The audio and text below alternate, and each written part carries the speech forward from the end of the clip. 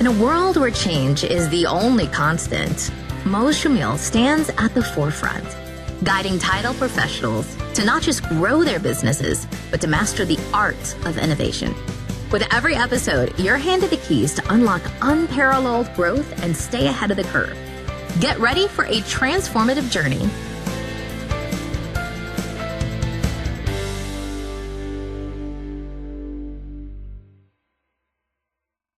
Hello, everyone, and welcome to the Title Agents podcast, where we bring you insights from the top minds in the title industry. I am your host, Choumil, All-Tech National Title CEO. And today, we have the pleasure of speaking with Bill Connell, Vice President and Division State Manager at First American Title, with decades of experience in both law and title insurance. Bill is a true expert in underwriting and regulatory matters. Today, he'll share his expertise on navigating the complexities of title work, staying compliant with ongoing changing legislation never ends, and the future trends that will shape our industry. This is an episode packed with valuable insights that you won't want to miss. Welcome, Bill. Thank you, Mo. Glad to be here. I'm very glad and happy to have you on the show. And first, we would love to start with your life story, how you got started in the title industry. I got lucky. I had been out of law school for, about 6 years. Where'd you go to law school? I went to the University of San Francisco. I was a general civil litigator, mostly insurance defense, for about 5 years. I wanted to make my way back to the East Coast. Did you grow up in the East Coast? I did. I went to high school in Maryland, went to the University of Maryland, and then eventually made my way to California to go to law school. And I was looking in the paper one day. I saw an ad for a litigator for a large national title insurer. And I was like, that sounds interesting. So I went on the interview, and the guy I interviewed with was telling me all about it. And I'm sitting there thinking to myself, I know nothing about title insurance. And now typically I didn't offer up all my shortfalls when I'm trying to get a job. And this time I just felt compelled to just say, you know what? I'm so sorry, but I know absolutely nothing about title insurance. Besides the real estate law class you took or classes you took in law school. Yeah, we spent 15 minutes on it in law school. And when I tell people we spent 15 minutes on it, they say, what? You spent 15 minutes on it? I didn't ever mention. And so what I told him was, or what he said surprised me. And I was thrilled because real property was my favorite subject in law school. He said, you know what? I don't care about that. I can teach you about title insurance. I want somebody who knows his way around a courtroom. I was like, oh, I'm your guy. I can do that. He goes, okay, you're hired. It's definitely a skill. It's a different skill. Yes. And that guy became a mentor to me. And I'm, still friends with him after all these years. And I remember that day like it was yesterday. What's his name? His name is John Pasco. John he Pasco. retired earlier this year. And, but yeah, we still talk on the phone. And, that was 24 years ago. So, wow. Yeah. And that's how, and the rest is, as they say, is history. Yes. There were ups and downs along the way. I mean, of course, opposing counsel has the ability to make your life miserable. And so there were times when it was a struggle because, but look, the learning curve in the title insurance business is like this. Okay. But it starts to go like this. Eventually it'll never get flat. And so the beauty of being a title and escrow litigator is that that's all you do. You've got 40 cases at a time and you become an expert. And most people get a real property case maybe once every 10 years.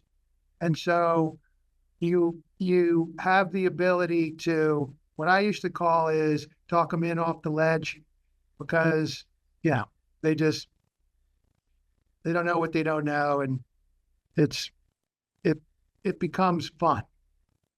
So The litigation typically is more defending claims or something besides that? So out on the West Coast, the title insurers are also the title company most of the time, and so you're either defending an insured, prosecuting a quiet title action against against somebody on behalf of the insured, or you're defending the company in a escrow claim.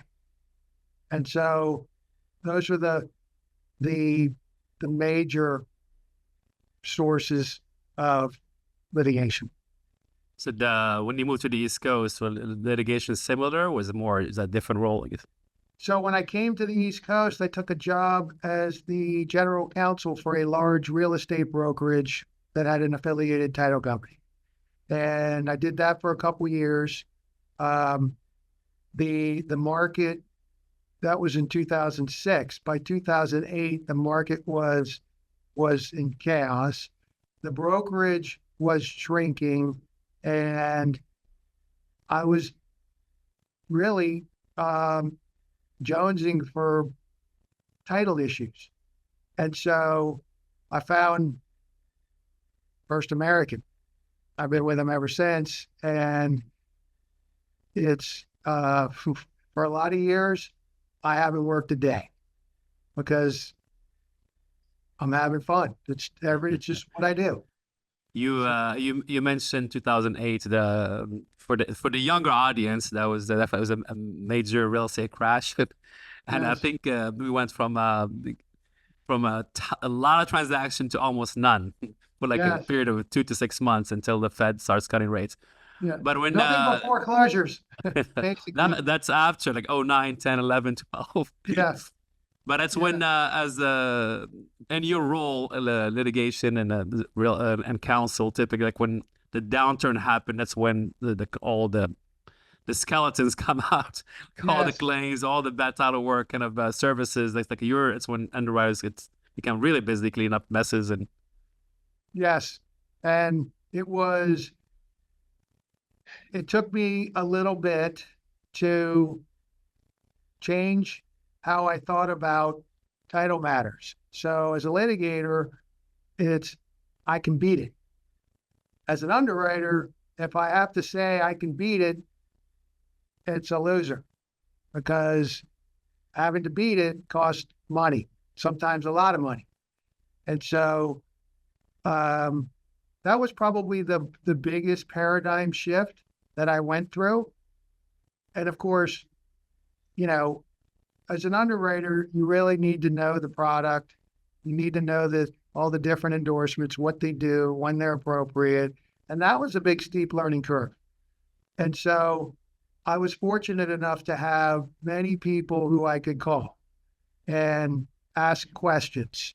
And I try not to burden any one of them because I know they were trying to do their jobs too. But I also, in that process, got to have the thought processes of many so I could develop my own comfort zone on what's an appropriate risk, what's not an appropriate risk, and, where the demarcation is. So that was really helpful. And I had lots of mentors along the way. Some of them I even know personally.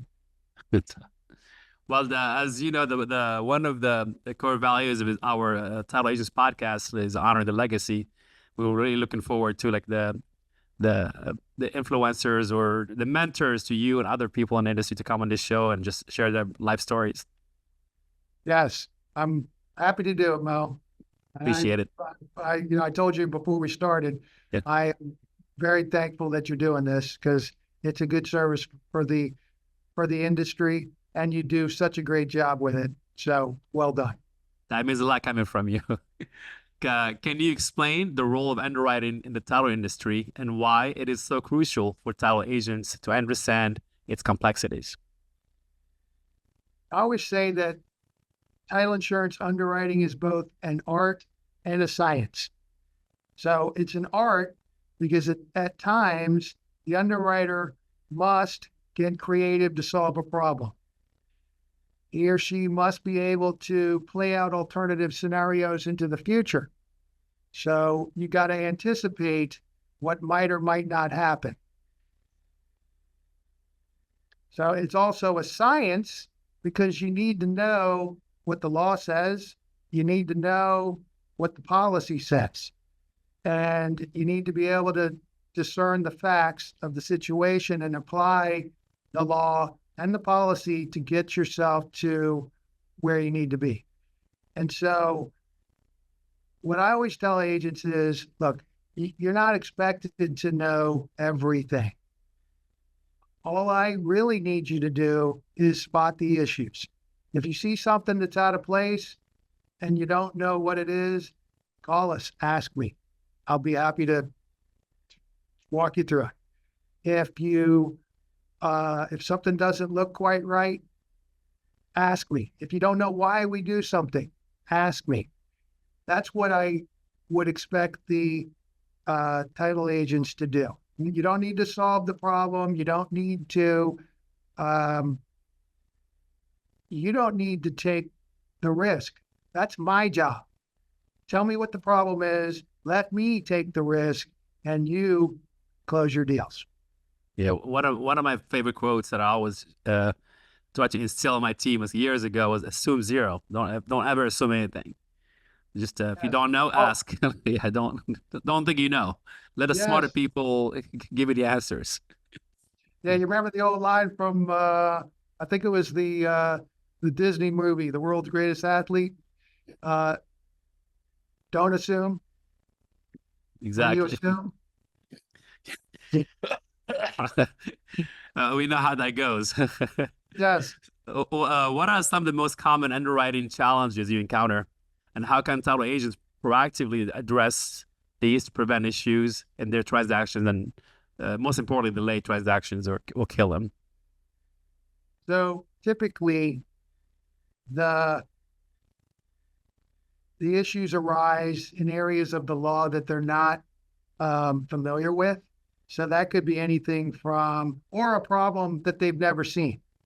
And so these typically include bankruptcies, estates, mechanics liens, judgment liens, tax liens, distressed sales transactions. That could be foreclosures, tax sales. Sometimes it's a description issue. Can't make sense of the description. Sometimes it's somebody's asking for an endorsement. I don't even know what that endorsement is. Or lenders will be asking for endorsements that are issued in other parts of the country. So in Maryland, we issue Alta endorsements.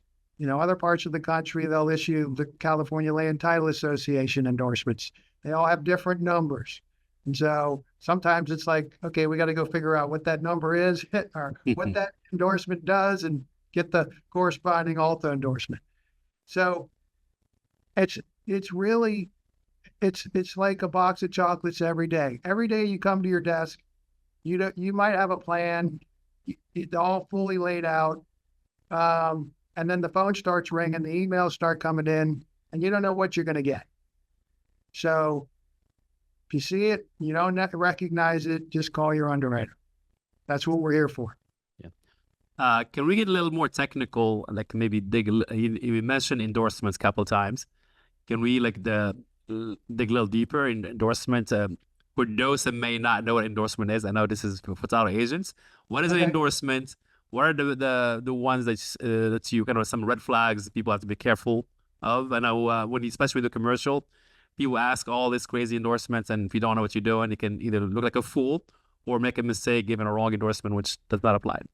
So typically the endorsements get issued in connection with a loan policy, but they can get issued in connection with an owner's policy.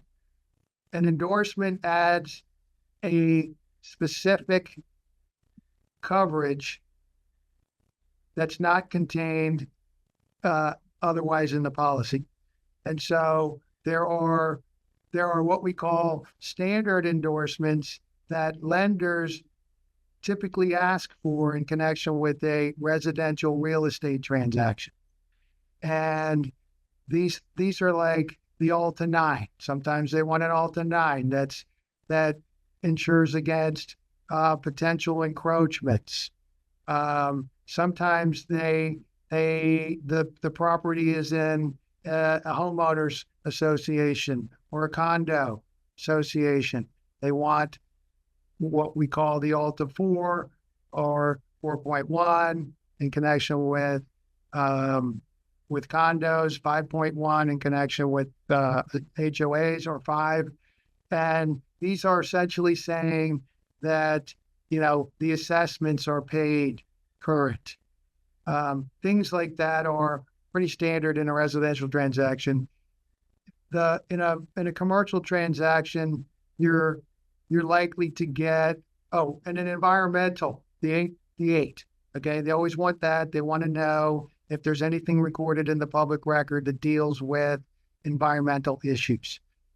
In a commercial context, they may ask for what we call a zoning endorsement. That's the Alta 3 series that we issue in Maryland.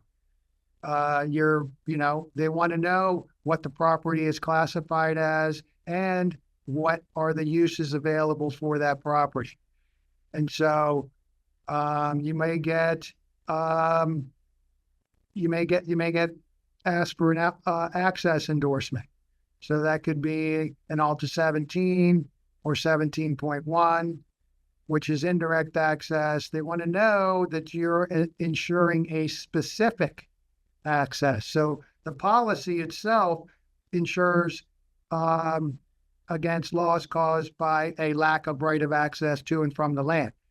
But the Alta 17 series says, yeah, you got that, but we're also ensuring that you have this specific access to this particular road. And so those are the, you may get, if it's a multiple parcel property that's operated as one, they might ask you for an Alta 19, which is contiguity, that there are no gaps or gores in between the two parcels. And there's got to be, I don't know, there's about 50 endorsements. So we'd take all day if we wanted to go all through them, But I learned a couple. I just learned a couple that I did not know about. So thank you. Okay. You're welcome. So that's basically what an endorsement does. Oh, good. So the moral of the story, don't assume if somebody asking for a certain endorsement, reach out to your underwriter. If you don't have somebody seasoned in your company that can answer that question, reach out to your underwriter. Yeah, and they all have various different issuing guidelines, and your underwriter can provide you with those too, which explains exactly what the purpose of the endorsement is, and then what you need to do to issue it. So it's all available. And the longer you do this, you start remembering the numbers and what they're for and what the basic requirements are. But it takes time. So, yep. But you always got your, it's like I have on my desk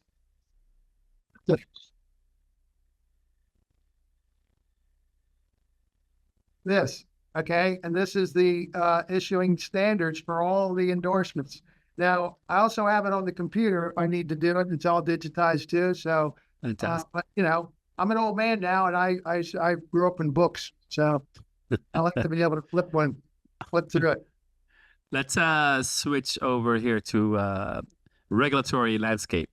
Okay. You've been involved in legislative efforts such as the Quiet Title Bill in Maryland. How do changes in legislation affect the title industry, and what should title agents be aware of to stay compliant? Good question. I live just outside of Annapolis, and that's the state capital of Maryland. And over the years, I have become very interested in the laws related to real property. It affects how we operate. We need to stay compliant. You need to know what the laws are in any particular area so you can, safely navigate the title world. And so I've worked very hard over the years to make sure that at least in Maryland, we're passing laws that, number one, make sense, number two, that are clear, and number three, that we can follow. Where we don't typically get involved in policy decisions, but if the policy has been made, that we need to know precisely how to comply with it.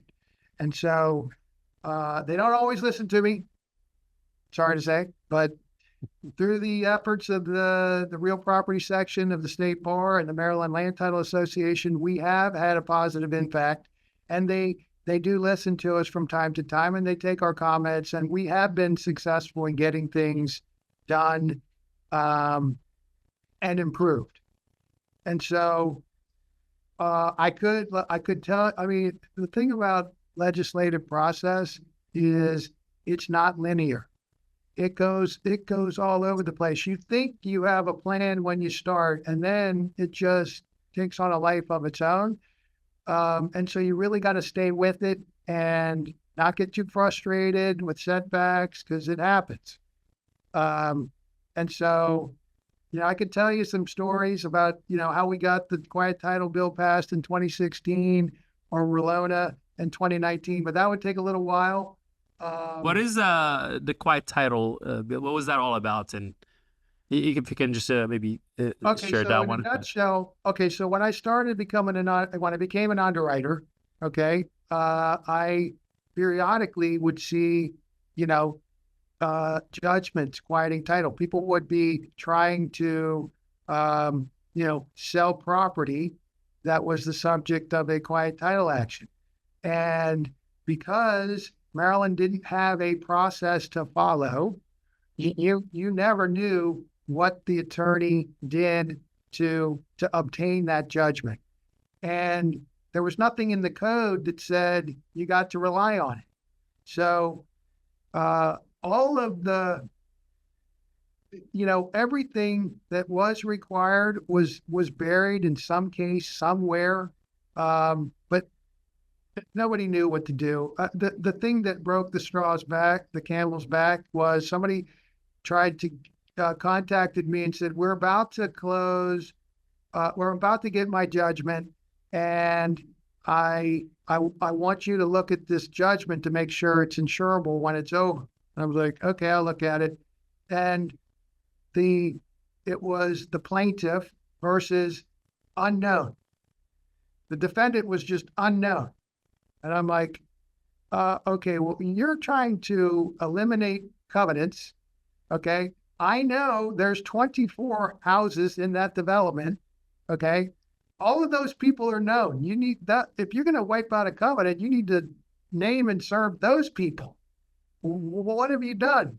You haven't done that. This don't they have to sign off as well? Yes. Either sign off, say it's what we want to eliminate it, or you got to extend. You got to have some basis on which to extinguish it. And so I was like, no, I can't insure this. And then, to my surprise, the judge issued the order. I'm like, Judge, are you kidding me? Anyways, there's a lot of times in these cases, judges are not very knowledgeable, and they don't understand. Like it's like a little gibberish. Yeah. Yeah, they come from different backgrounds. Yeah, this isn't their area of expertise, and so at that point, I was trying to get anyone I could to listen to me. I was familiar with how California had a beautiful statute, and then the sponsor of the bill, he goes, yeah, don't mention California. We don't like California here. I was like, okay, I'll keep that in. But anyway, so the first year we try to get it passed, and one of the legislature when I was out, trying to get legislative support, I was talking to one of the senators. He goes, okay, I always ask who was opposed to this. I go, I don't know anyone who would be opposed to this. I mean, this makes perfect sense. This is really, we need this. And he's like, okay. He goes, famous last words, anyways, so 15 minutes before the hearing, I get an opposition from the judges. They hated it. I was like, they said something to the effect of, this is a solution in search of a problem. And I was like, oh gosh. Okay, so that killed it the first year. But the chairperson of the judges legislative committee, he agreed to work with me over the summer. Great man, very nice, very kind. And so I said, okay, I'll do that.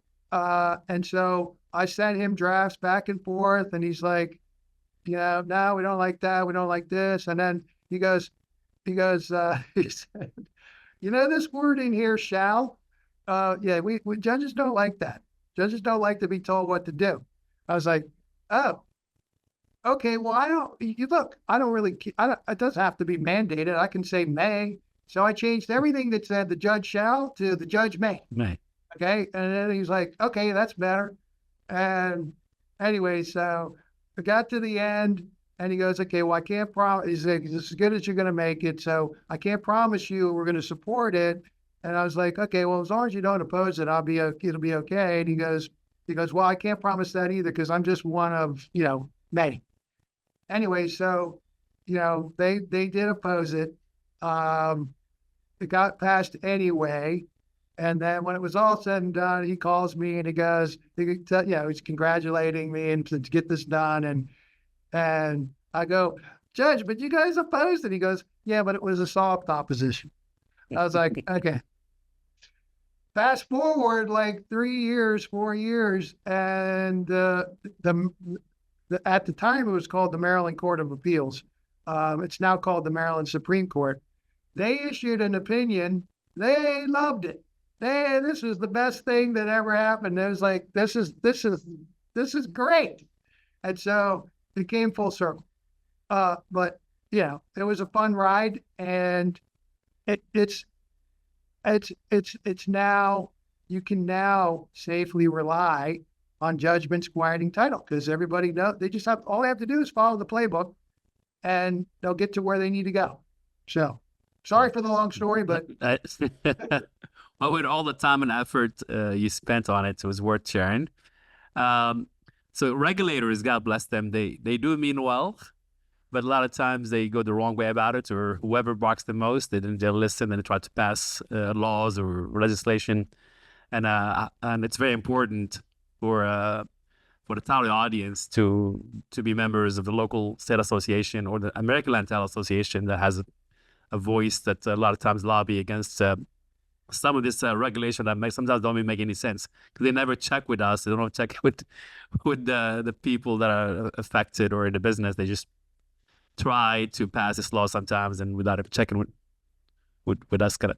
Yeah. So when I first started as an underwriter, it felt like the regulators in Maryland were really against us. And it was like everybody in the business was a bad actor. And I was like, I can't, the regulators are supposed to, protect the public, and that's important. They're also supposed to protect industry because you need insurers. You do. And so you can't make it so hard that they can't function. Now, over time, that position has softened. And so they do listen. I would say they've struck a balance between protecting the consumer and also protecting the industry. And so it's more of a dialogue now where it's not a contentious relationship. But if I was a title agent, what I would be most concerned with would be keep your license up to date. Don't wait to the last minute to get your CE if it's required. Know the requirements in your state for maintaining your escrow and operating accounts. Complete your three-way reconciliations at least monthly. Daily.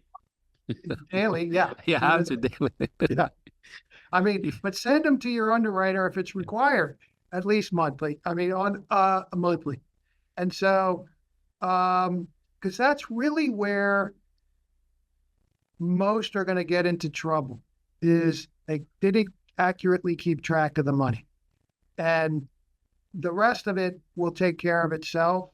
And you always want to make sure you're charging the correct applicable premium. We've gotten into scrapes in the past. And, a lot of times it could be complicated. We have tried very hard to simplify rates to keep them to a point where there's only so many you can choose from, to make sure that everybody's getting the correct rate. You always want to get clear written instructions from your customers as to what to do with the money and the paper. And then finally, you want to read the closing instructions you get from your customers or the parties or their attorneys, even if you know what they say, because they change them from time to time. And you never want to be in a situation where, the instructions have now changed and you're not doing what they've asked you to do.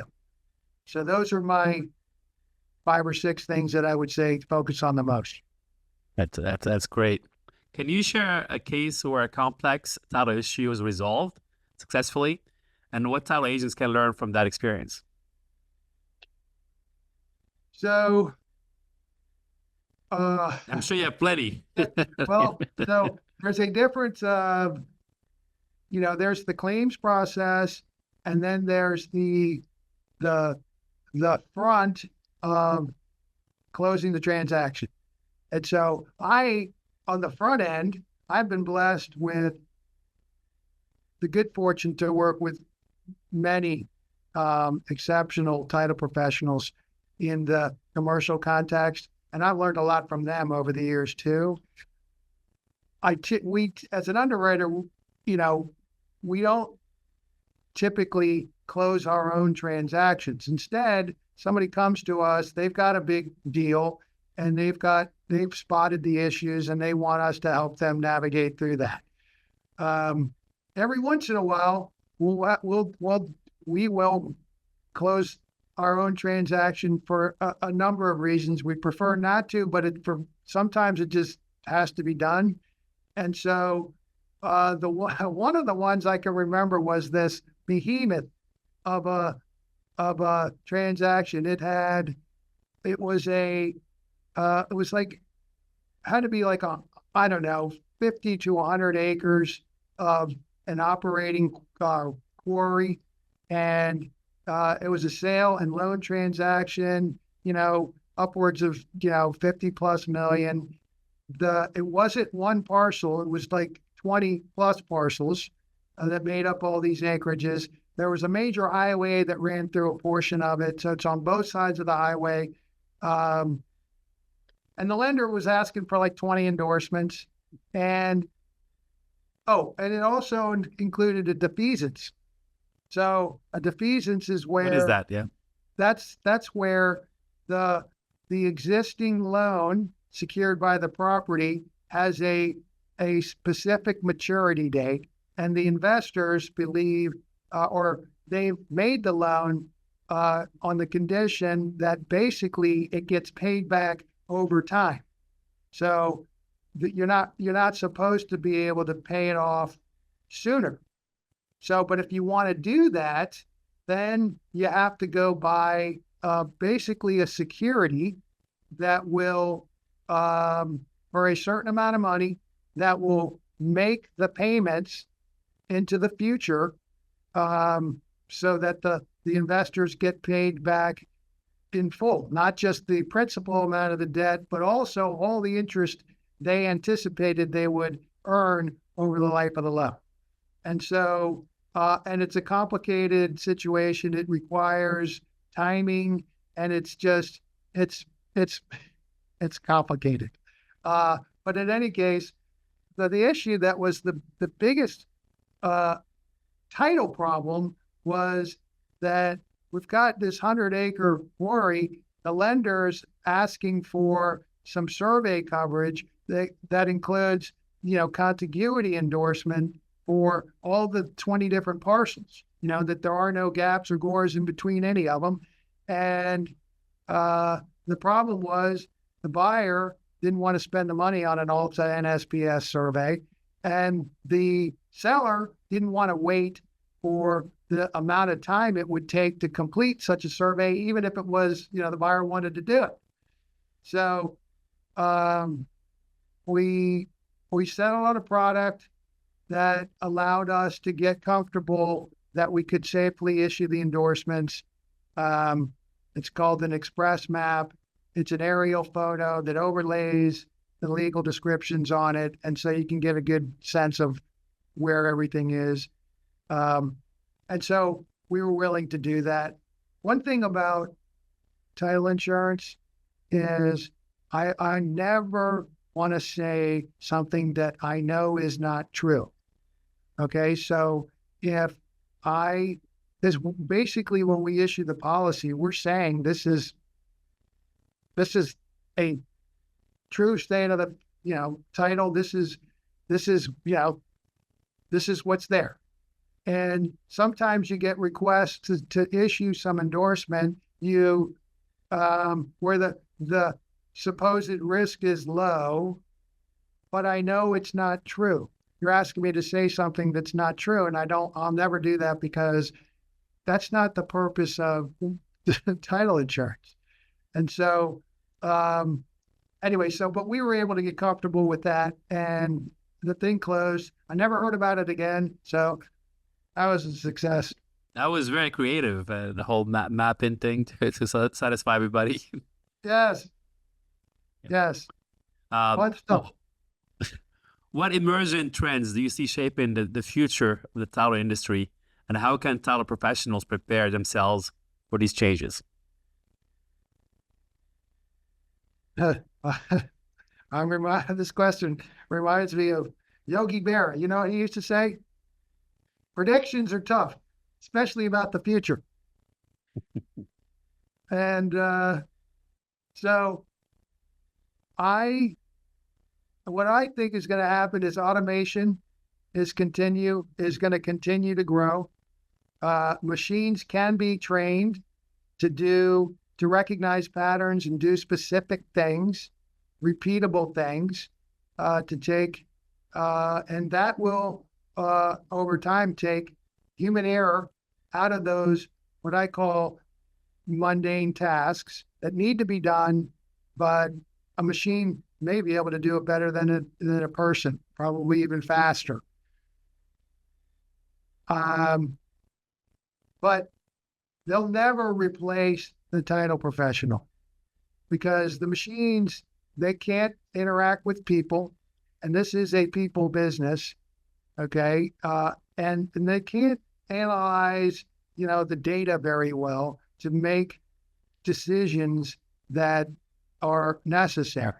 And so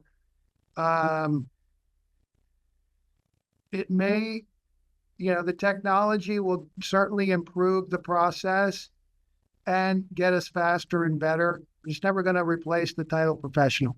The way I look at this is like legal forms, for example.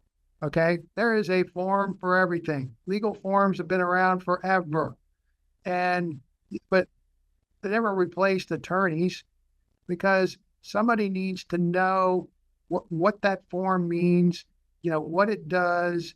And it's not, filling out the form isn't the end of the story. It's the beginning. And so we're always going to need the title professionals. There will be changes that are just a natural part of the process. But that's where I see technology taking us. Now, if you're asking me, what are the latest innovations? There are many innovators out there, and there are new products come to market every day. And First American is an active participant in this endeavor. Check out, if you've never heard of it, check out Parker 89. It's a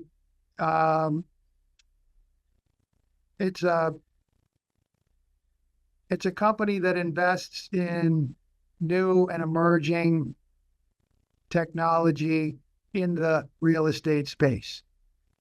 But First American also spends a lot of money and time creating incredible tools for its underwriters to help them better analyze the situation, make better decisions, to get information at their fingertips to help them serve their customers better. And we also do create products that are specifically designed for the agents so they can get better at what they do. But if you're asking me what we really need, it's a tool that will eliminate all of the cyber fraud that is out there. We are constantly bombarded by these cyber criminals every day. I mean, I've got agents who tell me, yeah, I get 3 vacant, land sales, seller impersonation deals come across my desk every week. And these people are very sophisticated. They know that eventually they'll make a breakthrough because somebody won't be paying attention, or they'll fall for the story. We need to eliminate all of that. And so, if I think I read that cyber crime is like the 3rd largest industry in the world at the moment. That is an incredible amount of money, and it expands every day. I mean, there's just farms of these people. It's nonstop. So if we can develop a tool that eliminates that would be a game changer. Yeah, we had Tom Cronkite from Certified ID as a guest, and we also had Gennady from Stewart, cybersecurity expert, on the show as well. Yep. So that's very important. We're definitely making sure that our audience is learning the new technology, the new threats, and how things are evolving. So that's definitely a very hot topic. As we're talking about trends and technology, I know that the instant title product, I know it's prevalent now in refinances. How far away from like instant title products for purchases, if you know about it? Purchases they're a little different, but we are working on a project that would create a commitment that's waiting for a transaction. And so, and the reason why you can't just do we do have product. We have a product out there for refinances that is, what I can see is incredible. And it should allow people to complete refinances very, very quickly and safely. But all of those products those loan policies we issue in connection with refinance transactions, they're going to contain blanket exceptions that lenders have accepted because they know pretty much every property is going to be subject to utility easements, covenants, conditions, restrictions. And they're like, yeah, we don't really care about that. We've done our appraisal. We know the value of the property. We've done our credit checks on these people. We really just want to get paid back. Okay. And we want to know that they hold title to the property. And so, but in a sales transaction, the purchasers, they want to know what are those specific covenants that are recorded against the property? I can't just include a bunch of blanket exceptions. So I got to do a search. I got to have some title evidence that allows me to do that. And so the trick is get the commitment ready and just waiting for an order so that when it's done, when the order comes in, it's okay, bring it to date, push it out the door. That's really where I see that going. So let me help me understand. So you have commitments on every property that there is, or? Yeah, you basically end up with a what you call a starter for every property. Now, in jurisdictions where the title insurer maintains a plant, that's a lot easier. Okay. Because every document that gets recorded in the record goes in the plant. It's all geographical indexes, meaning it's tied to a specific address. On the East Coast, we Index system, yeah. It's a little bit bigger, but more of a challenge. But someday there will come a time when we're able to do it. And so, it's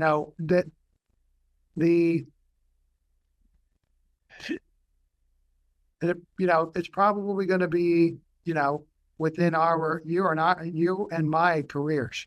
So, and I'm closer to the end than the beginning. You're still young, but come on.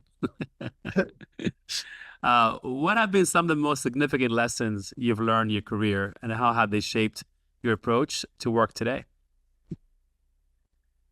Well, there are many, that's for sure.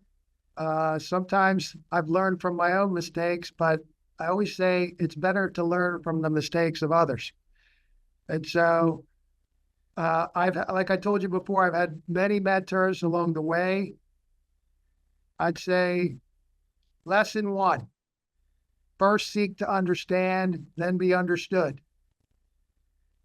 That is number 1. I can't solve a problem where I don't understand what's being asked. So, Stephen Covey used to always say, diagnose before you prescribe.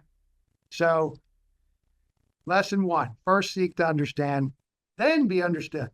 Lesson 2, the problem is how you see the problem. So that's kind of a different way of saying what I said the first time, but I don't know how many times I have gone back and forth with, a lender's counsel or, a buyer's counsel or somebody who is asking for some specific coverage, whether it's an endorsement or some elimination of some exception or whatever it is. And I remember I told you, I never want to say something I know is not true.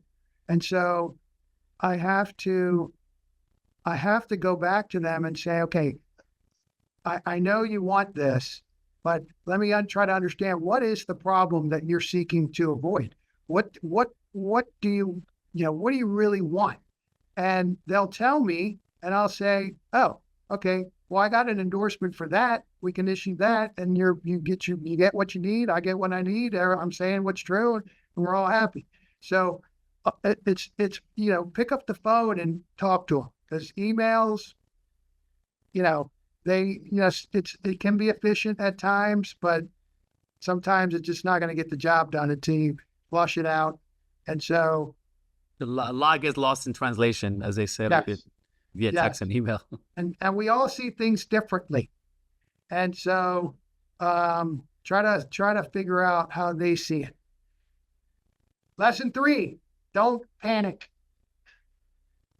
All title problems are solvable. Remember Absolutely. that. Okay? There's a solution. It has to be solvable because the real property has to be able to be conveyed. Okay? And so, if somebody tells you no, then say the next question you should be asking is, okay, well, how do we get to yes? How do we solve this problem? No is like, okay, we can't do that, but okay, well, what's next? Can't just say no. So don't panic. There is a solution. Let's see. Lesson 4, think. Even Bill Gates will tell you that your brain is the most powerful computer ever designed. Think about that. Okay. Yep. Use it. Henry Ford said one of the hardest thing to do is to think, because a lot of people we get lazy. We just want easy solutions. We don't want to stop and just think. It's very, very hard. It sounds simple, but it's one of the hardest things. Yes. So the old saying, we use the back burner as something to put it on the back burner and forget about it. Yep. Okay. Really, the back burner was a phrase to say, because when you put it on the back burner, you're cooking something, you're trying to just let it stew and develop the flavors more fully, right? Yeah. And so when you get a problem that you don't know the answer to and you're just struggling with, take step back, put it aside, and then when you have some quiet time, when you're not distracted, think about it. Now, I do some of my best things. I like to exercise. It's how I, release stress. It's when I do some of my best thinking, because my brain will just wander.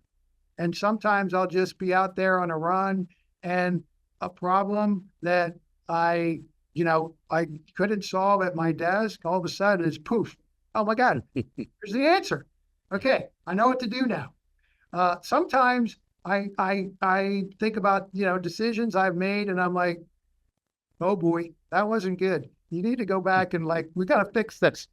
And so just spend the time and think. You'll be happy that you did. I got a couple more, but finally, we're way over time. Well, the next question I'm going to ask you, we're getting very close to the end here. Yes. What advice would you give to young professionals entering the title industry, especially those interested in legal and underwriting roles? Number 1, invest in your own development. Ask questions. The only dumb questions are the ones you don't ask. Don't be afraid to spread the wealth. Ask everyone. Ask and spread it around. You'll be surprised at the different ways people look at things, and I'll give you different answers, and then you'll have a plethora of things to consider. Take as many repetitions as you can get. Okay, if you're think of the batting champion. How many swings does he take in batting practice? How many free throws does the basketball player shoot a day, because he doesn't want to miss any? They're free for a reason. Okay, so Malcolm Gladwell in his book Outliers, he says it takes 10,000 hours of practice to become an expert in anything. Okay, so spend the time. Don't get discouraged by how little you think you know. Even the most talented and accomplished people I know in this business will tell you that they learn something new every day. Okay? The more you do it, the more you're going to start recognizing patterns, and you're going to know, okay, I've solved this problem before. I know how to do it. But you're also going to get ones you've never seen before. Embrace it. That'll just be added to your toolbox, and you'll know next time, okay, when I get that one, I know what to do. So take it one transaction at a time, and you'll be okay. Number 2, last and finally, try to figure it out on your own first. Okay? The reason for that is because the farthest you can take it, now that's committed to memory. I got it this far. Now I can't get over the hump. That's okay. I need some help. Go get the help. come up with a solution that you think will work and make that part of the help you seek. Now, the person you go to, that they may say, you know what, that is it. You nailed it, go for it. Or they say, that might not work, so try this. But you need to try to figure it out first on your own. That's the only way you're really going to learn. That also helps independent thinking as well. So, which is it's a great skill to have. Yes, exactly. Do you have a favorite quote you want to share with us? Man, I think I gave you all my bullets. Let's see. What is my? I always go back to, the one. Well, one of the ones I like is "There's nothing new under the sun." Okay, it's all been said and done before. Human nature doesn't change. Okay, and so be a student and just keep learning. That's what I would say. How about a favorite book you recently read, or an all-time favorite book? One of my all-time favorites is The 7 Habits of Highly Effective People. There's lots of wisdom in there, and if you can, that was Covey, right? Stephen Covey. Yeah, he wrote it. It's got to be 30 years ago. Yeah, and it's a great book. I would encourage everyone to read regularly. The reading is the best way to learn about what others think, because they're going to tell you. That's why I said, I have a lot of mentors, some of which I know personally. It's because I read these folks, and the nuggets, the wisdom that you can pull out of this stuff is just, it's amazing. So it's amazing. Tony Robbins says he's like you get somebody's life experience, like his life lessons, 20, 30, 40, 50 years, like in one book.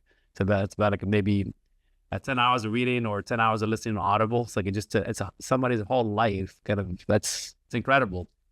Yes. And I read, like, the one I read recently was The Perfect Mile. Who's that by? Do you remember? I think it's Neil Bascom. He writes a lot of historical books, and I got it as a present, and I thought I knew everything there was to know about.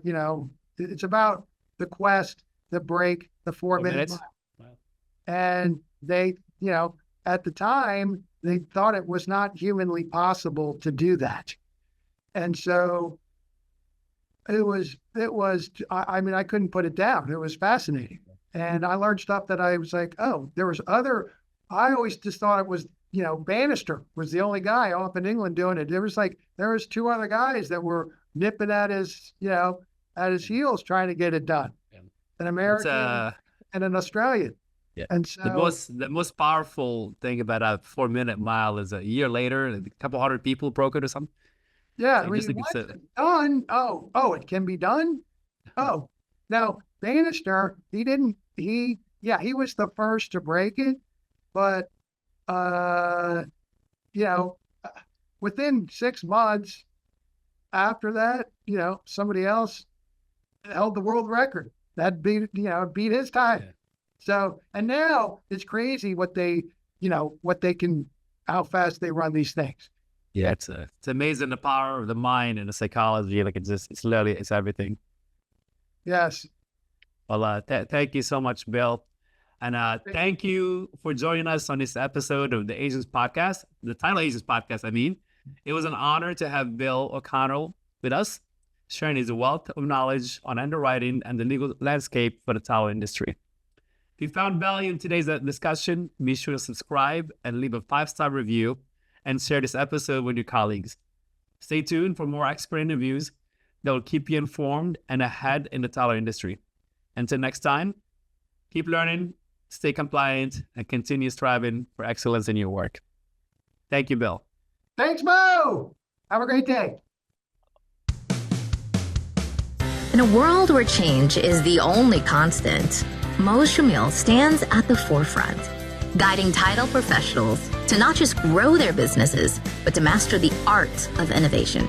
With every episode, you're handed the keys to unlock unparalleled growth and stay ahead of the curve. Get ready for a transformative journey